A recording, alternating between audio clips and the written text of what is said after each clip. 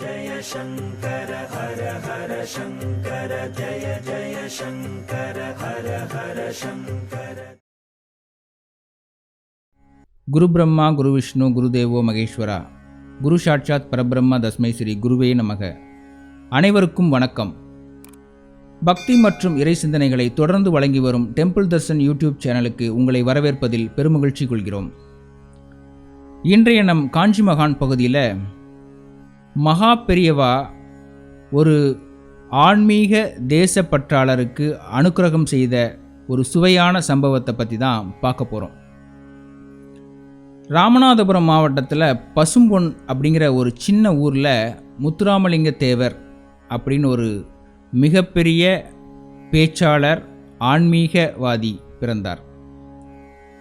ஒரு பெரிய ஜமீன் குடும்பத்தில் பிறந்த முத்துராமலிங்க தேவர் தன்னுடைய இளம் வயதிலேயே பிரிட்டிஷ்காரங்களை எதிர்த்து நிறைய பிரச்சாரங்கள் செய்ய ஆரம்பித்தார். அவருடைய முதல் மேடை பேச்சு ஒரு சுவையான அனுபவமாகவே இருக்கும். அந்த கிராமத்துக்கு பக்கத்தில் முத்துராமலிங்க தேவர் ஒரு பஞ்சாயத்துக்காக வந்திருந்தார். அவரை அழைச்சி இந்த விவேகானந்தர் படத்தை திறந்து வச்சு பேச சொன்னாங்க. அப்போது அவர் முதலாக தன்னுடைய கன்னி பேச்சை அந்த மேடையில் கிட்டத்தட்ட 3 மணி நேரம் விவேகானந்தருடைய தத்துவங்களை அவ்வளவு அழகாக கூட்டத்தில் உள்ள பாமரர்களுக்கும் புரிகிற வகையில் அவ்வளவு அழகாக எடுத்து சொன்னார். அங்கே காமராஜர் அந்த பேச்சை கேட்டு இந்த மாதிரி சிறப்பாக பேசக்கூடிய ஒருத்தர் தான் காங்கிரஸ் கட்சிக்கு தேவை அப்படின்னு தேவரை காங்கிரஸ் கட்சிக்கு அழைச்சார். இப்படி சிறப்பான பேச்சாற்றலும் ஆன்மீக சிந்தனையும் உள்ள தேவர் அவர்கள் மகா பெரியவா மேலே நிறைய பக்தி வைத்திருந்தார். தேவர் அவர்கள் அரசியலில் தீவிரமாக ஈடுபட்டிருந்தப்ப நிறைய முறை சென்னைக்கு வரும்போதெல்லாம் மகா பெரியவாவை தரிசனம் பண்ணிட்டு தான் போவார். மகா பெரியவா மேலே அளவு கடந்த பக்தி இருந்தது அவருக்கு. அந்த காலகட்டத்தில், அதாவது 1930களில் தமிழ்நாட்டில் உள்ள கோவில்களில் சில சமுதாயத்தினர் அனுமதிக்கப்படாமல் இருந்தாங்க. அதனை எதிர்த்து முதல்ல குரல் கொடுத்தவர் மதுரை வழக்கறிஞர் வைத்தியநாத ஐயர். அவர் மகா பெரியவாருடைய தீவிர பக்தர். அவர் சுதந்திர போராட்ட வீரரும் கூட. அவரோட மனைவியை சுதந்திர போராட்டத்தப்போ தனிநபர் உண்ணாவிரதம் இருக்க செஞ்சார். அதனாலேயே அவங்க வேலூர் சிறையில் அடைக்கப்பட்டாங்க. அதுக்கப்புறம் தன்னுடைய மகனை சுதந்திர போராட்டத்தில் ஈடுபடுத்தினார். அவர் தன் பொண்ணுக்கு கல்யாணம் பண்ணுறப்ப சிறையிலிருந்து பரோலில் வெளியே வந்து தான் கல்யாணம் நடத்தி வச்சார். அவ்வளவு தன்னுடைய வாழ்க்கை மட்டும் இல்லை, தன்னுடைய குடும்பத்தினுடைய வாழ்க்கையே சுதந்திர போராட்டத்துக்காக தந்தவர். சில சமூகத்தை சேர்ந்தவர்களை கோவிலுக்குள்ளே அனுமதிக்காததை எதிர்த்து நிறைய போராட்டங்கள் பண்ணார். அதனால் அவருக்கே நிறைய எதிர்ப்புகள் வந்தது.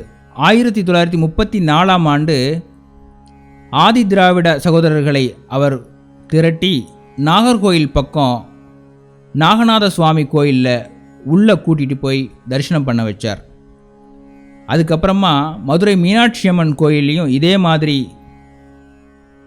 சில சமூகத்தை சேர்ந்தவங்களை உள்ளே கூட்டிகிட்டு போய் அம்மனை தரிசனம் பண்ண வைக்கணும் அப்படின்னு ஆசைப்பட்டு அதற்கான முயற்சியை மேற்கொண்டார். அப்போது மாகாண முதலமைச்சராக இருந்த ராஜகோபாலாச்சாரியரை சந்தித்து இது சம்பந்தமாக பேசினார். அப்போ ராஜகோபாலாச்சாரியர் என்ன சொன்னார் அப்படின்னா, இதுக்கு பாதுகாப்பு தரத்துக்கு அரசாங்கம் தரப்புலேருந்து பெருசாக பண்ண முடியாது, ஆனால் இதுக்கு சரியான பாதுகாப்பும் இந்த போராட்டம் வெற்றி பெறத்துக்கும் உறுதுணையாக இருக்கணும் அப்படின்னு ஆசைப்பட்டீங்கன்னா முத்துராமலிங்க தேவரை போய் பாருங்கோ, அவர் உறுதிமொழி கொடுத்தாருன்னா இந்த போராட்டம் வெற்றி பெறும் அப்படின்னு சொன்னார். அதே மாதிரி ஒரு மீட்டிங் முத்துராமலிங்க தேவர், வைத்தியநாத ஐயர், ராஜாஜி மூவருக்கும் நடந்தது. அப்போ முத்துராமலிங்க தேவர் உறுதிமொழி கொடுத்தார், இந்த போராட்டத்தை நான் வெற்றி பெற வைக்கிறேன் அப்படின்னு சொல்லிட்டு. அதுக்காக 1939ஆம் ஆண்டு ஜூலை மாதம் 8ஆம் தேதி காலையில் 10 மணிக்கு தன்னுடைய படையோட மதுரை மீனாட்சி அம்மன் கோயில் முன்னாடி நின்னார். வைத்தியநாத ஐயர் ஆதிதிராவிட மக்களை உள்ளே அழைச்சிட்டு போய் தரிசனம் பண்ண வைப்பார். அவர் திரும்பி வர வரைக்கும் எந்த அசம்பாவிதமும் நடக்கக்கூடாது. அப்படி நடந்தால் அந்த ரவுடிகளை நான் சந்திக்கிற விதத்தில் சந்திப்பேன் அப்படின்னு சொல்லிட்டு ஒரு துண்டு பிரசுரம் மூலமாக அவர் பிரச்சாரம் பண்ணார். எதிர்பார்த்தபடி எந்த அசம்பாவிதமும் நடைபெறாமல் முத்துராமலிங்க தேவர் பாதுகாத்தார். வைத்தியநாத ஐயர் ஆதிதிராவிட மக்களை உள்ளே அழைச்சிட்டு போய் அம்மனை சேவிக்க வச்சு திரும்ப கூட்டிகிட்டு வந்தார். இந்த மாதிரியான நிறைய ஆன்மீக புரட்சிய மகா பெரியவருடைய தீவிர பக்தரான பசும்பொன் முத்துராமலிங்க தேவர் பண்ணினார். 1961 மகா பெரியவா முத்துராமலிங்க தேவரை காஞ்சிபுரத்துக்கு அழைச்சார். பெரியவா உத்தரவு பேரில் முத்துராமலிங்க தேவர் காஞ்சிபுரத்துக்கு போய் மகா பெரியவாவை தரிசனம் பண்ணார். முத்துராமலிங்க தேவருடைய உடல் நலத்துக்காகவும் அவர் நிறைய தேசத்துக்கான விஷயங்களை பண்ணுறதுக்காகவும் கர்ம பூஜை பண்ணணும்னு பெரியவா உத்தரவு சொன்னார். ராமநாதபுரத்தில் ராமநாத சுவாமிக்கு கர்ம பூஜை பண்ணி அதை சிறப்பாக முடித்தா நிறைய காரியங்கள் உன்னால் இந்த தேசத்துக்கு நடக்கும் அப்படின்னு சொல்லிட்டு பெரியவா ஆசீர்வாதம் பண்ணார். பெரியவா சொன்னபடியே முத்துராமலிங்க தேவரும் ராமநாதபுரத்தில் அந்த பூஜைகள் எல்லாம் முடித்தார். அதுக்கப்புறமா 1961 தேர்தலில் நின்னார், லோக்சபா தேர்தல். அதில் ராஜாஜி அவர்களோட ஒரு மேடையில் தோன்றி அந்த தேர்தலில் ஒரே ஒரு நாள் பிரச்சாரம் மட்டும்தான் பண்ணார். அமோக வெற்றி பெற்றார். மகா பெரியவானுடைய அருளால் பசும்பொன் முத்துராமலிங்க தேவர் ஆன்மீகத்திலும் சரி தேசபக்தியிலும் சரி நாட்டுக்காக நாட்டு மக்களுக்காக நிறைய விஷயங்களை பண்ணியிருக்கார்.